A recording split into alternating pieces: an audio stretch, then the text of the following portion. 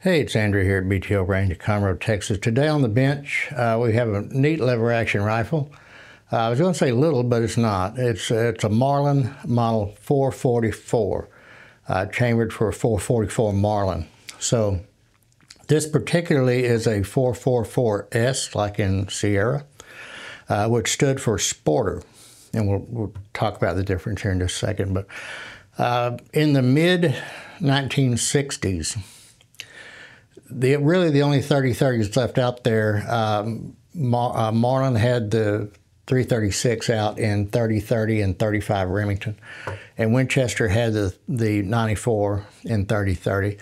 But there really wasn't any excitement or any interest in the lever action market because it was the era of the Magnum. New Magnum cartridges were coming out, it seemed like, every year. And people just weren't interested if it didn't have a belt on it or it didn't have the word Magnum with it. So the lever action rifles were kind of taking a back seat. There were no 45-70 lever guns on the market at all. So Marlin decided, a couple of guys at Marlin, Thomas Robinson and R&D, and a metallurgist by the name of Burke. Was it Burke? I believe it was Aaron Burke, or whatever. I don't remember the first name. Anyway, Burke, a metallurgist, developed a cartridge using the 429.429 inch diameter bullet, same diameter used in the 44 Magnum revolver round, but they had a longer case to give it more powder capacity and therefore more velocity, and they called it the 444 Marlin.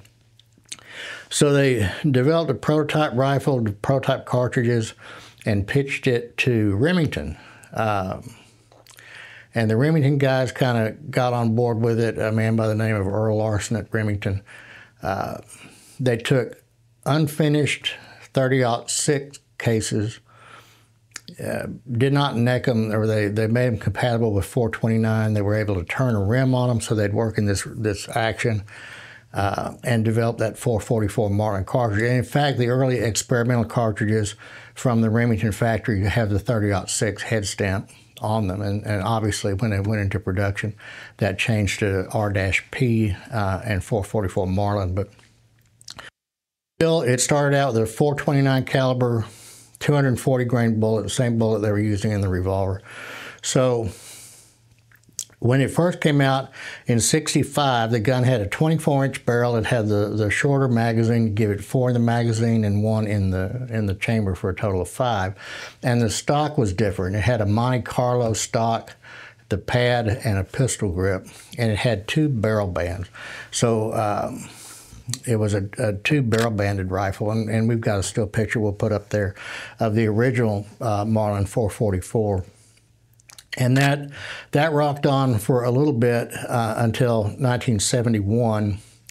In '71, they cut the barrel back 2 inches to 22 inches, went with a pistol grip stock instead of the straight stock that was on the original gun, and retained the barrel band. And they called that the 444S. They called it the Sporter version. In '76, this gun is 1976 specifically.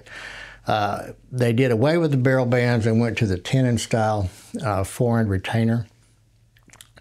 That happened in '76. Now, originally, up until '88 or so, they came with these swivel studs and came with a sling, but in '88 they deleted the sling and just left studs. So it is what that was. In 1984, the gun was further modified with the crossbolt safety at the rear of the gun, and traditional Marlin lever action people went nuts because it just, to them anyway, functionality, yes, no, arguable, but it killed the looks of the gun for a lot of people, and they rue the day that the crossbolt safety came into effect with Marlin, but it's still there today under Ruger. So this gun, 1976, pre-crossbolt safety. These were built on a 336 size action, the Marlin 336 action, with some internal changes to accommodate the larger cartridge, the 444 cartridge. So Everything was looking good. The 444 was doing well. In 1972, however, Marlin brings back the 4570 in the model 1895. So still weren't, at the time, well, before 72, the 444 Marlin was the most powerful lever action cartridge out there. I mean, we're talking about 3,000 foot-pounds of energy at the muzzle. With that 444 Marlin cartridge, there's just a ton of pop there. And 4570 came out. There's not a big bunch of difference in 444 and 4570. The 444 may have a little bit better performance over distance than the 4570, but either one is capable of pretty much whatever walks on this continent, especially at closer ranges. 200 yards is about the effective about the maximum effective distance for this rifle. You have to deal with just a ton of drop after that. The sectional density on those bullets is not that great. But there was also some changes in the ammunition. Remington actually in 1980 produced a 265 grain flat point bullet for, and now Hornady loads their super performance load in 444 as well as the lever evolution in 444, and that gives us a lot better distance and a lot more energy retention on this round than the traditional load did. The original 444s were produced with Marlin's micro groove rifling, as is this gun, so marked on the barrel. And one of the issues with that is it doesn't play well with cast bullet loads. So people that were reloading 444 Marlin and casting using their casting molds for their 44 Magnum revolvers weren't getting that great accuracy with the gun because of the micro groove rifling, right? So Marlin continued on with that. Again, 72, the 4570 came out and the model 1895 were introduced. But there still wasn't a whole lot of lever action big bore lever action aficionados out there. They really weren't the big seller they are today. What happened is several states went to straight wall cartridges for hunting. They had been the shotgun only states for deer hunting, but then they started allowing unbottlenecked or straight wall rifle cartridges, or pistol cartridges for that matter, allowable for whitetail deer hunting. So 44 mag was good, 357 mag was good, 4570 was good, 444 Marlin was good.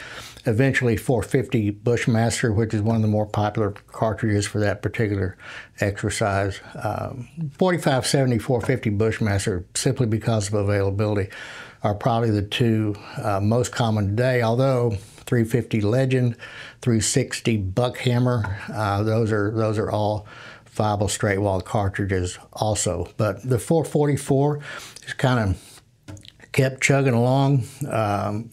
Remington bought Marlin in 2007, moved the line to New York and some to Kentucky, and then I think everybody can pretty much agree that the quality control on the Marlin product kind of took a nosedive, including the model 444. And they continued production of the model until 2011. The model 444 went away. So they kind of reinvented the wheel, and in 2019 they brought the gun back out, or the caliber back out. They did it on the 1895 action. It became the model 1895 chambered in 444 Marlin. And the other change they did with that, it had the checkering pattern, it had everything that you would see on any other of the Marlin centerfire levers of that time period, but they went away from the micro groove and went to the Ballard style rifling. So the deeper Ballard style rifling allowed those cast lead loads to become more accurate, and the gun really had a higher accuracy potential. Unfortunately, that was 2019, and then in 2020, Remington got broken up and sold off as part of their bankruptcy sale, and Ruger famously got the Marlin brand. And as of today is July 1 of 2024, Ruger has not formally announced any plan to bring the .444 caliber back. That doesn't mean they won't. I certainly haven't read or heard or seen anything talking to the Ruger people about it. The 4570 certainly will occur. It's just a matter of when. And if they're producing that gun on the 95 action, then I don't see why they couldn't bring it out in .444. The cartridges are still being loaded today. Hornady does it. Remington does it. Buffalo Bore does it. Underwood does it. They're, the smaller boutique manufacturers have some even higher performance loading than the super performance Hornady. And the cases and projectiles are out there. You can load the revolver projectiles in it. You get better performance out of projectiles like the FTX bullet from the Hornady in this particular rifle. So what are we looking at when we evaluate one of these guns? Same thing we talk about in every video: originality, scarcity, condition. So scarcity depends on when the gun was made and in what configuration it is. So this particular gun is probably the most common, which is the 444S, had the longest production run. So there are quite a few out there, and the completely standard. There's nothing new and different about it. So it is what it is. There'd be more money in if we had the older gun with the barrel bands, they typically bring a bit more money. The original gun with a straight grip Monte Carlo stock tend to bring a little bit more money than the standard 444S. So that being said, let's look at originality. This pad is original. They came with a pad from the 444, came with a pad from the factory. This pad is Marlin marked on the back. So that's good news. So our serial number is on the top here as it should be. Begins with 24. That makes it a 1976 gun on this particular series of rifles. And in most Marlins of the time period, you can take the first two digits of the serial number, subtract it from 2000, and come up with the year manufacturer. So starting with 24 would make it 1976 by my A&M Texas math. So in any event, we're not modified here in any way. We have the sights. We're missing the plug screws, but that's okay. It had a scope on it at some point, I'm guessing. So condition. This is in typical shooter condition. Probably one of the big things here is when we look on the bottom, let's go ahead and clear it out. When we look on the bottom, we see this, obviously this QD stud is missing. That's easily replaced in this hole. That's the factory location for it. Nobody's tried to mess with the bullseye here. It's still in place. So we have free movement on the plunger. The ejector's in place. We have good spring tension on the ejector.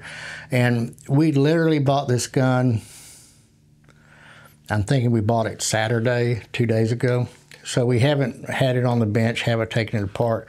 This is not original. I'm not sure.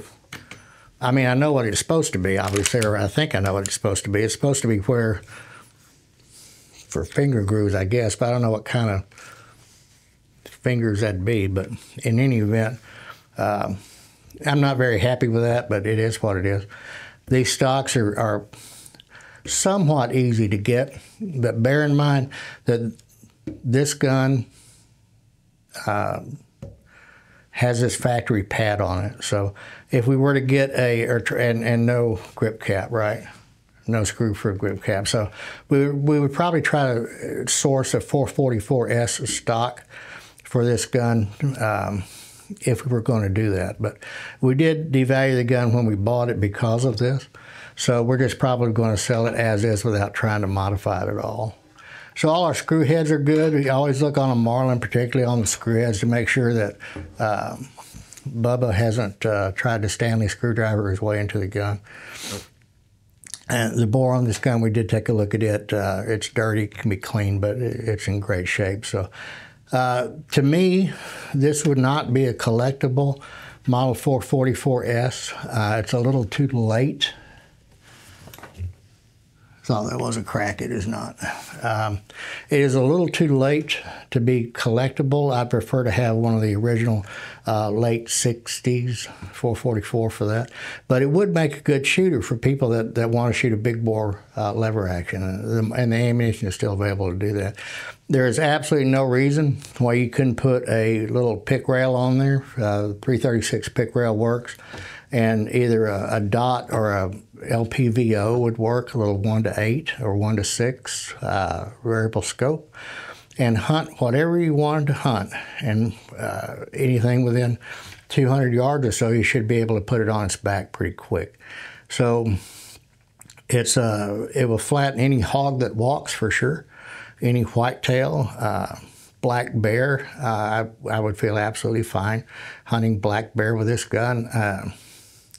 It's probably okay for moose or brown bear with the right bullet and at the right ranges. A lot of times we want to go up to that 338 Win Mag for that type of stuff. But in any event, whatever 4570 will do, the 444 Marlin will do it just as well. So neat gun.